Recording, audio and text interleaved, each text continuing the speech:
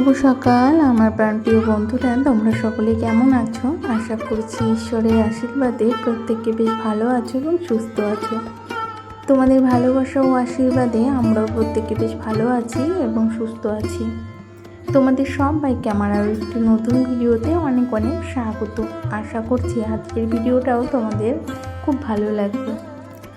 আর ভিডিওটা শুরু করার আগে আমার যারা বয়োজ্যেষ্ঠ তাদের শ্রীচরণে শত প্রণাম, ছোটদেরকে অনেক ভালোবাসা ও স্নেহ জানিয়ে তোমাদের সবাইকে সাথে নিয়ে এই যে ভোর 5:30 থেকে ব্লগটা শুরু করে দিলাম। আর এই দেখো সকাল সকাল ঘুম থেকে উঠেই আজকে প্রথমে দুয়ারে জল দেওয়াটা তোমাদেরকে দেখালাম। দুয়ার খুললাম, তারপরে দুয়ারে জল দিলাম, তারপরে এই ঘরটায় না একটু ঝুল পড়েছিল, সেই ঝুলটাও এই বারান্দার সাহায্যে ঝুলটা ঝেড়ে নিলাম। তারপরে ঘরগুলোকেও সুন্দর করে ঝাড় দিয়ে নিয়েছি। এখন এই যে নোংরাটা তুলে ফেলে দেবো।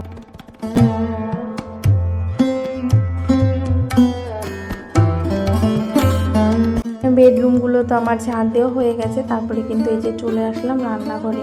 এখন রান্নাঘরটাকেও সুন্দর করে ঝাড় দিয়ে নেব। আর রান্নাঘরে না খুব বেশি নোংরা থাকে না, কেন বলো তো? রাতের বেলা প্রতিদিনই কিন্তু আমি রান্নাঘরটাকে সুন্দর করে রান্নাবান্না করে সুন্দর করে ঝাড় দিয়ে গুছিয়ে রাখি, তার সঙ্গে তো একটু থালা বাসনও মেজে রাখি। ওই জন্য সকালবেলা উঠে রান্নাঘরে বেশি কাজ থাকে না, তবুও এই যে 2-4টে কাজ থাকে, সেগুলো কিন্তু এই যে তোমাদের সঙ্গে আজ শেয়ার করছি। আর যেহেতু এই রান্নাঘরের জায়গাটা কিন্তু খুবই ছোট, আর এই ছোট জায়গার মধ্যেই কিন্তু আমাকে সব কিছু ম্যানেজ করে গুছিয়ে পরিপাটি করে রাখতে হয়। আর ওই জন্যই কিন্তু আমি সবসময়ের জন্য রান্নাঘরের যত যাবতীয় জিনিসগুলো আছে আমি কখনোই এলোমেলো করে ছড়িয়ে ছিটিয়ে রাখি না। আর ছড়িয়ে ছিটিয়ে যদি রাখি না, তাতে আমার কাজ করতে অনেক কষ্ট হবে। ওই জন্য আমি যখনই দেখি একটু এলোমেলো হয়েছে রান্না করতে করতে বা রান্নাঘরে আসি, আমি তখনই কিন্তু রান্নাঘরটাকে সুন্দর করে গুছিয়ে পরিপাটি করে রাখি। আর রান্নাঘরে তো আমাদের মেয়েদের সারাদিনই অনেক অনেক কাজ থাকে। তোমরা যারা রান্নাবান্না করো তারা নিশ্চয়ই জানো, আমাদের কিন্তু গৃহিণীদের বেশিরভাগ সময়টাই কিন্তু রান্নাঘরে কেটে যায়। ওই জন্য রান্নাঘরটা যদি গুছিয়ে পরিপাটি করে রাখা যায় না, তাহলে দেখবে মনের ভিতরটাও ভালো লাগে। ওই জন্য আমি সবসময় চেষ্টা করি রান্নাঘরটাকে সুন্দর করে গুছিয়ে পরিপাটি করে রাখতে। যাই হোক, তোমাদের সঙ্গে কথা বলতে বলতে কিন্তু রান্নাঘরের প্রত্যেকটা কাজই গুছিয়ে চলে এলাম এ ঘরে।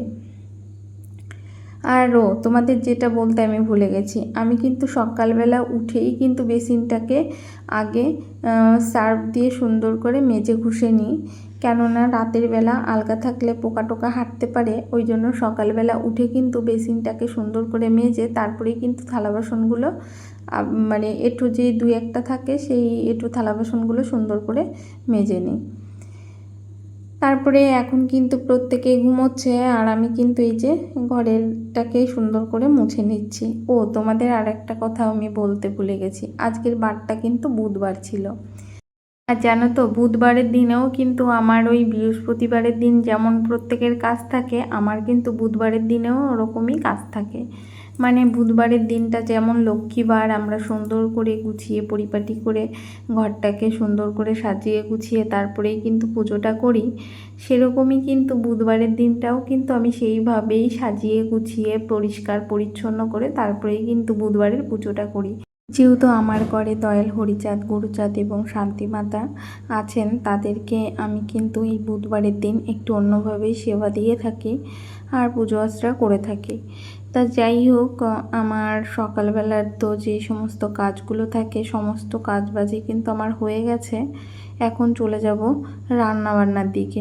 যেহেতু সকাল সকাল আমাকে রান্নাটা করতেই হবে, কেননা আমার ছেলে স্কুলে যাবে। আর এত সকাল না, 8টার মধ্যে আমি পুজোটা করতে পারলাম না গো। সকালবেলা তো দেখতেই পেলে কতগুলো কাজ করলাম, এতগুলো কাজ করে আবার পুজো দিতে গেলে অনেকটা সময় লেগে যায়।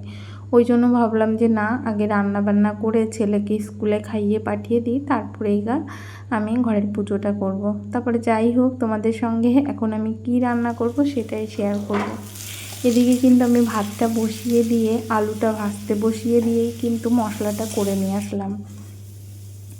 আর জানো তো, এই যে মশলাটা করলাম এটা কিন্তু আমি রাতের বেলায় কুটে রেখেছিলাম, কেননা সকালবেলা অনেকটা চাপ হয়ে যায়, ওই জন্য কিছুটা রসুন, কিছুটা আদা সমস্ত কিছুই কিন্তু কেটে একটা বাটির মধ্যে রেখে দিয়েছিলাম জলের উপরে। যেহেতু আমার ঘরে ফ্রিজ নেই, ওই জন্য জলের উপরে বসিয়ে ঢেকে রেখেছিলাম। আর জলের উপর রাখলে দেখবে সমস্ত কিছু কিন্তু ভালো থাকে। তারপরে যাই হোক, এই যে তোমাদের সঙ্গে কথা বলতে বলতে আমার এই যে চিংড়ি মাছ দিয়ে মানে গা মাখা যে ঝোল একটা তরকারি, সেটা কিন্তু হয়ে গেছে। আর তোমাদেরকে কি দেখালাম বলো তো, ওই খুন্তিটা না গ্যাসের উপরে যেহেতু রেখেছিলাম, আর গ্যাসের আগুনে না মানে চুলার আগুনে খুন্তিটা পুরো কালো হয়ে গেছে, পুরো লাল হয়ে গেছে জানো তো, আগুনের মানে একটা উঠছিল। তারপরে আমি ধুয়ে তারপরেই কিন্তু খুন্তিটা আবার এই যে তরকারির মধ্যে ডাবিয়েছিলাম, আর খুন্তিটা কিন্তু একদমই কালো হয়ে গেছে। তারপরে যাই হোক, এই যে আমার তরকারিটা হয়ে গেছে, আর এদিকে কিন্তু এই যে ঝিঙে আলুর একটা তরকারি, সেটাও বসিয়ে দিলাম। আর আলুটা প্রথমে সুন্দর করে ভেজে নিয়েছি, তারপরে ঝিঙেটা দিয়ে দিয়েছি। এখন ঝিঙের মধ্যে লবণ হলুদ দিয়ে ভালো করে কষিয়ে নিয়ে তারপরে কিন্তু জল দিয়ে ঢেকে দিয়েছি। আর এদিকে এই যে রান্নাঘরের এখন এই জায়গাটা সুন্দর করে গুছিয়ে নেব, যেহেতু ওদিকে তরকারিটা হচ্ছে, আর হতে হতে আমি এই যে কৌটো বাটিগুলো সুন্দর করে মুছে নেব। আর কাল তো এর আগের দিন তো টেবিলের উপরের কৌটোবাটিগুলো মুছেছিলাম, আর আজ দেখো এই যে নিচের কৌটোবাটিগুলোকে সুন্দর করে মুছে নিচ্ছি। আর এই বস্তাটাও একদিন তুলে জানো তো মানে সার্ফ জল দিয়ে কেচে দিতে হবে, কিন্তু সেটা করব ভাবি, কিন্তু করাই হচ্ছে না। তবে যাই হোক, এই যে সুন্দর করে মুছে নিয়ে এই যে সুন্দর করে কিন্তু এই জায়গাটা দেখো গুছিয়ে নিয়েছি। এখন দেখতে কত ভালো লাগছে দেখো। ভাঙাচোরা জিনিসও যদি সংসারে থাকে না, সেটাকেও যদি আমরা পরিষ্কার পরিচ্ছন্ন করে রাখি, দেখতে কিন্তু বেশ ভালো লাগে। আমার ওই র্যাকটা যে খুব দামি বা অনেক সুন্দর সেটা কিন্তু না, তবুও দেখো জায়গাটাকে আমি যেহেতু একটু ঝেড়ে পুছে গুছিয়ে নিয়েছি, এখন কিন্তু ওই জায়গাটা খুব সুন্দর দেখতে লাগছিল, ঠিক না বলো? তারপরে যাই হোক, আর সবথেকে বড় কথা, অগোছানো জিনিস আমার একদমই ভালো লাগে না। আর আমি অগোছানো করতেও ভালোবাসি না, আর রাখতেও পছন্দ করি না। তার জন্য আমার যতই কষ্ট হোক, আমি কিন্তু সুন্দর করে ঘরবাড়িটাকে গুছিয়ে রাখার চেষ্টা করি। যাই হোক, এর মধ্যে কিন্তু ছেলেকে খাইয়ে দাইয়ে স্কুলে পাঠিয়ে দিয়েছি, আর কর্তামশাইও বিছানা ছেড়েছে। এখন এই যে কর্তামশার বিছনাটাও সুন্দর করে গুছিয়ে তুলে নিলাম। আর মেয়ে কিন্তু এখনও ঘুমোচ্ছে, মেয়ে ওঠেনি। এখন 8টা, সাড়ে 8টা বাজে, মেয়ে এখনও ওঠেনি। আর ওদিকে কিন্তু আমার রান্নাবান্না সমস্তটাই কমপ্লিট হয়ে গেছে, তাই আগে এই যে এই বিছানাটাকে সুন্দর করে গুছিয়ে নিলাম। এখন তোমাদেরকে দেখাবো আজ সকালে আমি কী রান্না করেছি।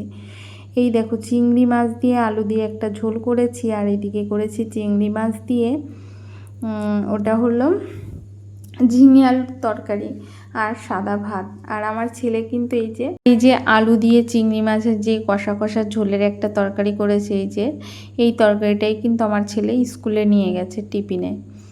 আর যাই হোক, এই যে রান্নাবান্না তো সমস্তটাই হয়ে গেছে, এখন আমি চলে যাব ঘরের আরও অন্যান্য কাজবাজ আছে, সেগুলো করে নেব।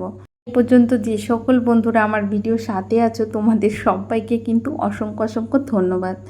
তোমরা যে প্রতিদিন আমার ভিডিও দেখো, এত সুন্দর সুন্দর মিষ্টি মিষ্টি কমেন্ট করো, তার জন্য তোমাদের সবাইকে অসংখ্য ধন্যবাদ। এর আগের দিন ফার্স্ট একটা দিদিভাই কমেন্ট করেছে, সেই কমেন্টের নামই আমি নিচ্ছি, সেই দিদিভাইয়ের নামটাই নিচ্ছি আমি। আমার আইডিটার নাম হলো আমার নাম মেনুকা দিদিভাই লিখেছে যে ফার্স্ট লাইক করি, ভিডিওটা দেখা শুরু করলাম, দিদিভাই শুরু থেকে শেষ পর্যন্ত থাকবো। হ্যাঁ দিদিভাই, শেষ পর্যন্ত থেকো। আর তোমাকে অসংখ্য ধন্যবাদ। তুমি প্রতিদিন আমার ভিডিওতে এসে প্রতিদিন সুন্দর সুন্দর কমেন্ট করো, আর আমাকে ফুল সাপোর্ট করো, তার জন্য তোমাকে অসংখ্য ধন্যবাদ মেনুকা দিদিভাই। এইভাবে পাশে থেকো, ঠিক আছে? আর আমিও তোমাদের সবার পাশে থাকবো। আর একটা আইডি থেকে কমেন্ট করেছে করুণার লাইফস্টাইল, এই দিদিভাইও আজকাল আমার প্রতিদিন ভিডিও দেখে, আর এই দিদিভাইও না সুন্দর সুন্দর কমেন্ট করে। তাই তিনি লিখেছেন অনেক সুন্দর হয়েছে প্রিয় দিদিভাই, রান্না করলে ডালটা বেশ সুন্দর হয়েছে, রান্নাটা তারপরেও ঘর পরিষ্কার করলে খুব ভালো লাগলো। দিদিভাই, করুণা দিদিভাই, তোমাকেও অসংখ্য অসংখ্য ধন্যবাদ, এইভাবে আমার পাশে থেকো। তারপরে আরও একটা আমার প্রাণপ্রিয় দিদিভাই আছে, সে কিন্তু সুদূর বাংলাদেশ থেকে আমার ভিডিও দেখে। তার নামটা না নিলেই নয়, সে প্রতিনিয়ত আমার ভিডিও দেখে। সুপ্রিয়া কিচেন অ্যান্ড ব্লগ দিদিভাই লিখেছেন। দিদিভাই প্রতিদিনই খুব মিষ্টি মিষ্টি কমেন্ট করে, জানো, মানে আমি বলে তোমাদেরকে বোঝাতে পারবো না। প্রথম থেকে শেষ পর্যন্ত তোমার ভিডিও দেখে নিলাম দিদিভাই, খুব ভালো লাগলো, একটু স্কিপ করিনি, একদিক এদিক ওদিক তাকায়ও নি, শুধু মামনিকে দেখার জন্য একটু দেখব, যাই হোক দূর থেকে হলেও লাস্টে এসে একটু দেখতে পেলাম, মাঝে মধ্যে একটু দেখিও। হ্যাঁ দিদিভাই, তুমি যে এই যে এত সুন্দর মিষ্টি মিষ্টি কমেন্ট করো, তোমার কমেন্টগুলো পেয়ে আমার মনটা ভরে যায়, জানো তো।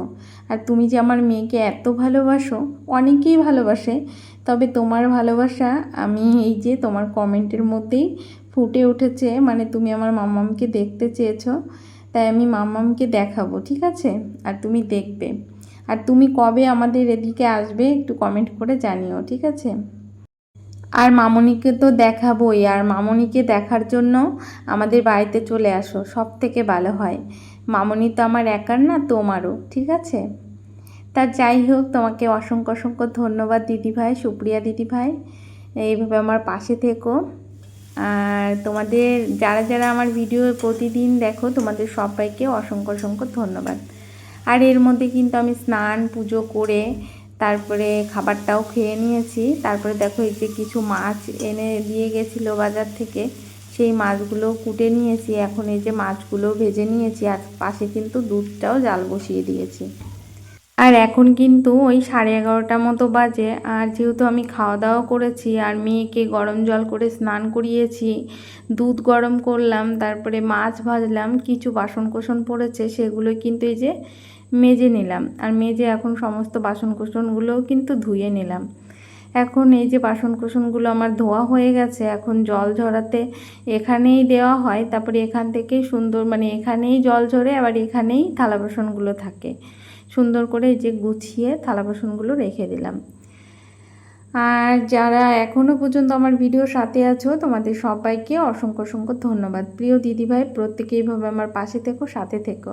আর এই দেখো, এই যে আজ আমি আমার এই যে লেসটাকে কেটে দেবো, একটু ভালো করে আঁচড়িয়ে না লেসটাকে সুন্দর করে কেটে দিলাম। লেসটা দেখতে বড্ড বাজে লাগছিল, আর ওই জানলার পাশে যেহেতু খাবার দাবারগুলো থাকে, তাই ওখান থেকে কেটে নিয়ে এসে এদিকে, মানে মনে ছিল না, তাই আমি যখন কাটা হয়ে গেছে ভুল করে, তারপরে এদিকে এনে তারপরে চুলটা কিন্তু বাইরে ফেলে দিলাম। আর আজকে বারটা ভালো ছিল, যেহেতু বুধবার, আর তার জন্যই কিন্তু চুলের আগাটা কেটে নিলাম। ওই লেসটা দেখতে আর ভাল লাগছে না, কিন্তু খুব বেশি কাটিনি, একদম সামান্য একটু কেটেছি। তারপরে যাই হোক, এর মধ্যে মাম্মামকেও স্নান করিয়ে ঘরে নিয়ে চলে এসেছি, আর মাম্মামকেও খাওয়াবো। তার আগে ভাবলাম এই বিছানাটাকে সুন্দর করে গুছিয়ে নিই, তারপরে আবার মাম্মামকে ঘুম পড়াতে হবে, তো ওই জন্য বিছানাটাকে আগে সুন্দর করে ঝেড়ে গুছিয়ে নিই, তারপরে মাম্মামকে খাইয়ে ঘুম পাড়াবো, আর আমিও রেস্ট নেব। তাই প্রিয় বন্ধুরা, প্রত্যেকে এইভাবে আমার পাশে থেকো, সাথে থেকো। তোমাদের সবাইকে অসংখ্য অসংখ্য ধন্যবাদ। পর্যন্ত যে সকল বন্ধুরা আমার ভিডিওর সাথে আছো, তোমাদের সবাইকে অসংখ্য অসংখ্য ধন্যবাদ। প্রত্যেকে এইভাবে আমার পাশে থেকো। আর যদি কোনো নতুন বন্ধু এসে থাকো, তাহলে কিন্তু চ্যানেলটিকে সাবস্ক্রাইব করে দিয়ে আমার ছোট্ট পরিবারের পাশে থাকতে পারো। তোমাদের সবাইকে টাটা, বাই বাই।